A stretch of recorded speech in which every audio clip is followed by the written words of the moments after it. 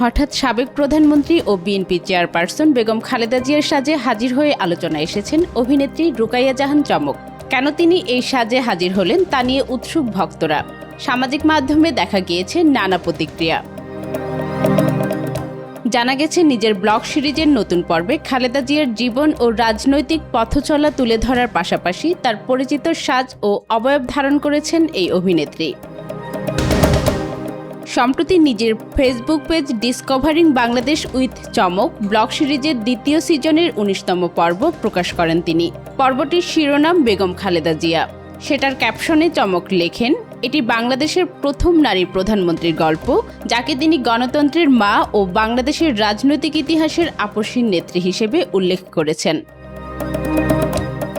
ঢাকার জিয়া উদ্যান সহ বিভিন্ন লোকেশনে ও স্টুডিওতে ধারণ করা হয়েছে ভিডিওটির দৃশ্য।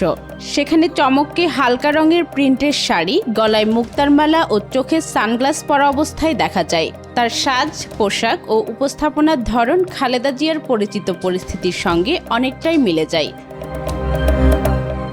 ভিডিওটি প্রকাশের পর সামাজিক যোগাযোগ মাধ্যমে শুরু হয় নানা আলোচনা। কমেন্ট বক্সে অনেকেই চমকের সাজ ও অভিনয় দক্ষতার প্রশংসা করেছেন।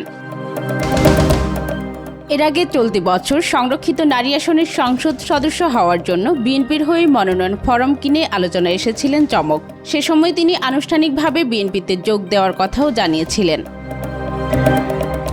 ফাহিমা আক্তার, আজকাল।